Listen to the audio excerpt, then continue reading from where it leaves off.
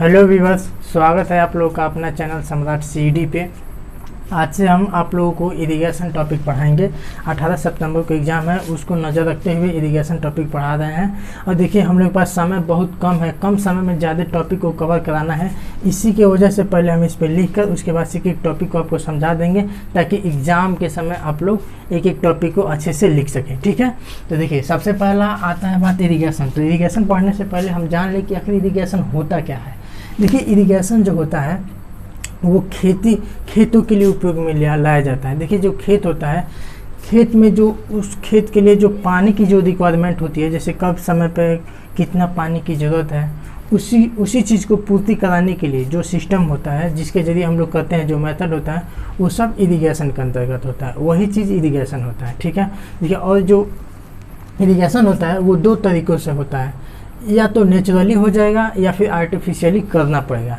Naturally का मतलब हुआ जैसे कि मान लीजिए खेत है, आप बुआई कर दिए हैं, पानी की ज़रूरत है, तो उसमें क्या हुआ, जब टाइमिंग आया तो क्या हुआ, बरसात आ गया, तो बरसात होने से क्या होगा, वो खेत अपने आप इरिगेट हो जाता है। ठीक है, या फिर बुआई हुई है और क्या हुआ कि बहुत ज़्यादा बरसात आ गया या फिर बाढ़ आ गया, तो क्या होगा कि गड्ढे होंगे वो सब भर जाते हैं, वहाँ से पानी ओवरफ्लो हो करके क्या होता है, खेतों में जाकर खेत को इरिगेट कर देता है।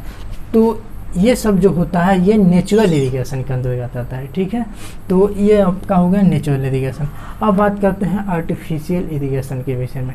तो ये आर्टिफिशियल इरिगेशन होता क्या है कि ये तो नेचुरली हो गया। आर्टिफिशियल जैसे कि अब हमें मान लीजिए बरसात हो नहीं रहा है और खेत की हम बुआई कर चुके हैं और हमें उस खेत के लिए पानी की ज़रूरत है, तो हम क्या करेंगे, आर्टिफिशियली उसमें कुछ उपाय करेंगे। जैसे कि क्या करेंगे, पंपिंग सेट से पानी को निकालेंगे, निकाल कर खेत में जाकर इरिगेट करेंगे, खेत में इरिगेट करेंगे, या फिर नहरों से लेंगे, या फिर गड्ढों से लेंगे, नदियों से लेंगे, कैसे भी करके मतलब खेत को इरिगेट करेंगे। जैसे जो अपने तरीके से खेत को इरिगेट करते हैं वो क्या होता है, आर्टिफिशियल इरिगेशन।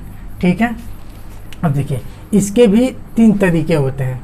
एक होता है फ्लो इरिगेशन, एक होता है लिफ्ट इरिगेशन, एक होता है स्प्रिंकल इरिगेशन। देखिए फ्लो इरिगेशन होता क्या है। फ्लो इरिगेशन का मतलब ये हुआ कि जैसे जो नहर है या फिर नदी है, वहाँ से क्या करेंगे कि पानी को हम लाकर खेतों में सप्लाई करेंगे। तो पानी को खेत में सप्लाई किया जाता है, और उसमें जो वाटर का जो फ्लो होता है वो क्या होता है, ग्रेविटेशनल फोर्स के कारण, यानी अपने आप जैसे ग्रेविटेशनल की वजह से पानी जो फ्लो होता है, इसी के वजह से इसका नाम हम लोग फ्लो इरिगेशन रखते हैं। ठीक है, अब देखिए लिफ्ट इरिगेशन। लिफ्ट इरिगेशन का मतलब कि क्या होता है कि जो पानी होता है उसको किया जाता है कि उसको लिफ्ट, पानी को उठाकर और ऊंचे स्थान तक वाटर को सप्लाई किया जाता है। जैसे ढेंकुली होता है, ढेंकुली एक जगह से पानी उठा कर लाकर दूसरे जगह हम उसको सप्लाई करते हैं। या फिर पंपिंग सेट हुआ, और भी बहुत होते हैं जिससे पानी को उठा कर लाकर खेतों में खेत इरिगेट किया जाता है।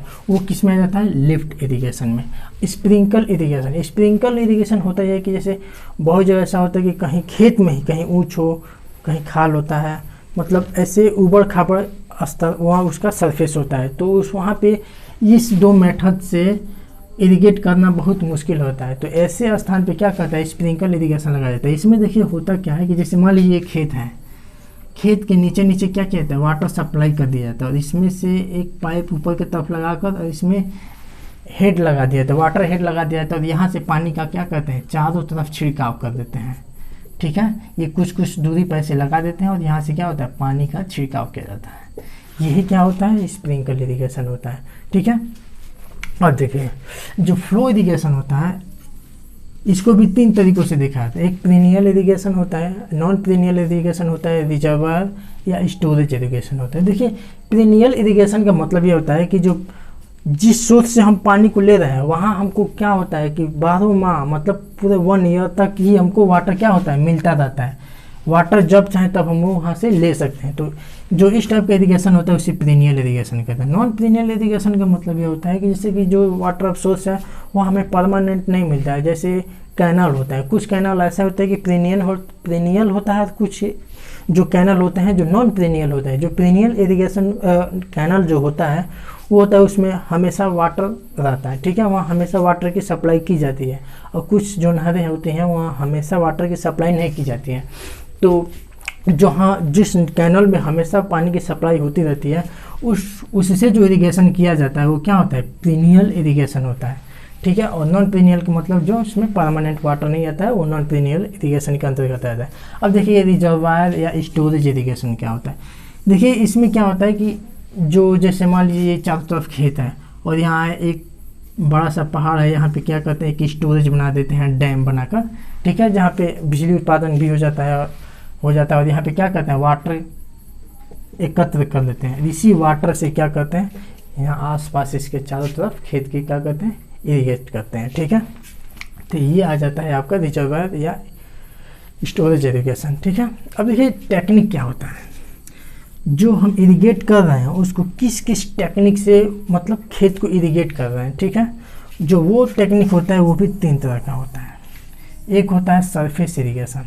सरफेस इरिगेशन में अभी बताए हैं। सरफेस इरिगेशन देखिए होता है क्या है, सरफेस का मतलब समझ ही रहे हैं, सरफेस जो खेत का जो स्तर होता है उस पर पानी का सप्लाई करना क्या करता है सरफेस इरिगेशन आता है। जैसे फ्लो में ही बताए थे, फ्लो में क्या होता है कि पानी बहता है और जाकर खेत को इरिगेट करता है, तो ठीक सरफेस इरिगेशन इसके अंदर आ जाएगा, ठीक है। इसमें क्या होगा कि सरफेस के ऊपर हम क्या करेंगे वाटर को सप्लाई कर देंगे। और एक होता है सब सरफेस इरिगेशन। ये देखिए क्या होता है, ये थोड़ा बहुत कॉस्टली पड़ता है लेकिन ये भी अच्छा रहता है। जैसे क्या होता है कि ये आपका खेत का सरफेस है और क्या लगभग 45 से 60 सेंटीमीटर नीचे क्या होता है पाइप की सप्लाई कर देते हैं, परपोरेटेड पाइप, ठीक है, या फिर प्लास्टिक का पाइप होता है।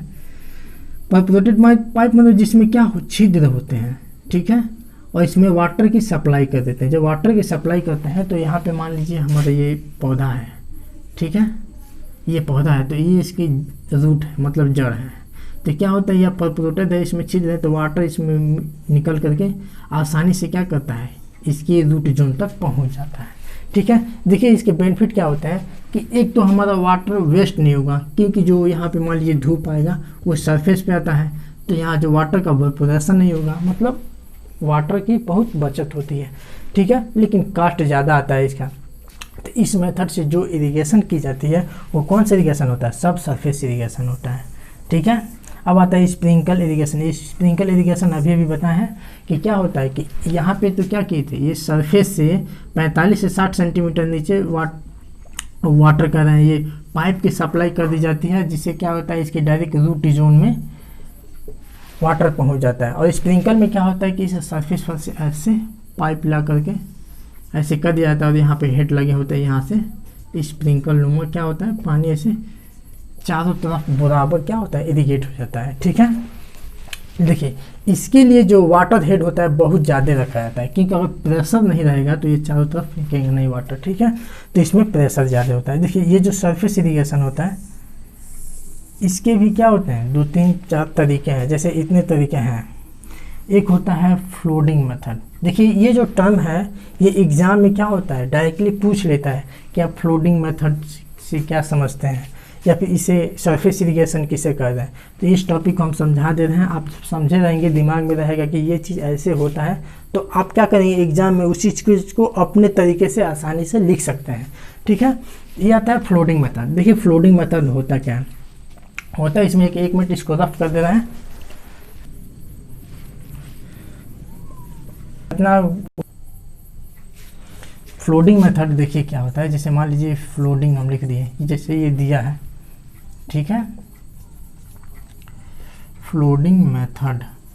जैसे इसमें क्या होता है कि ये वाटर की सप्लाई की जाती है सरफेस पे ही ऐसे, ठीक है, और क्या होता है कि यहाँ पे डॉबल बना देते हैं। जैसे डॉबल भी पूछता है एग्जाम में कि डॉबल किसे कहते हैं। डॉबल मतलब जैसे कि ये खेत है, खेत के इस किनारे क्या कहते हैं कि बांध नुमा बना लेते हैं, ठीक है। और जैसे वाटर यहाँ सप्लाई हो तो जैसे यहाँ पे डॉबल बना देते हैं, यहीं पे समझा दे रहे हैं आपको डॉबल होता क्या है। इसे क्या कहते हैं डॉबल बोलते हैं, DOWL। देखिए क्या होता है कि और इसमें वाटर की सप्लाई हो रही है, ठीक है, ये पाइप नहीं है, ये सरफेस पे हो रहा है ये, ठीक है। और यहाँ से क्या करते हैं वाटर ओपन कर देते हैं, यहाँ से क्या होता है यहाँ से वाटर यहाँ पे आ जाता है, ठीक है। और ये क्या होता है आसानी से इरिगेट होता है। और ये डॉबल है, फिर से इधर आगे बढ़ा, ये फिर से यहाँ भी खोल देते हैं और यहाँ पे भी क्या हुआ डॉबल बन गया, ठीक है। ये डॉबल फिर से यहाँ से क्या होगा ये वाला सरफेस ये वाला खेत क्या हुआ इरिगेट हो गया। तो जो इस मेथड से जो इरिगेशन की जाती है वो क्या कहलाता है फ्लोडिंग मेथड कहलाता है, ठीक है। अब देखिए अब आता है चेक मेथड। चेक मेथड बस इसी के जैसा होता है, और ये क्या होता है, जो ये मेन जो वाटर सप्लाई हो रहा है इसमें से भी क्या होता है कि कियारियाँ निकाल दी जाती है, ठीक है, और कियारियों को ऐसे आगे बढ़ा दी जाती है। इसकी एक चेक वाला ये हो गया, एक चेक खेत तो ये हो गया, फिर इसी में से आगे ये आगे बढ़ा, फिर यहाँ से वाटर आया, ये कियारियाँ में कर करके जैसे होता है क्या कि चेक बना जाता है, चेक खेत का जगह जगह चेक बना दिया जाता है, और उसमें क्या किया जाता है, कियारियाँ बना दी जाती है, और इस कियारियाँ के माध्यम से क्या कहता है, खेत के चारों तरफ वाटर चला जाता है और सभी चेकों को क्या कहता है, इरीगेट कर देता है। तो उस मेथड से जो इरीगेशन की जाती है वो चेक मेथड होता है। अब देखिए बेसिन मेथड क्या होता है। देखिए बेसिन मेथड जो होता है जनरली क्या होता है कि पेड़ों के लिए यूज की जाती है। जैसे पेड़ में होता क्या है कि पेड़, देखिए बेसिन मेथड जो होता है जनरली क्या होता है, पेड़ों के लिए यूज किया जाता है। पेड़ मतलब जैसे कि पेड़ में होता यह है कि वो पेड़ होते हैं काफ़ी दूरी पे होते हैं।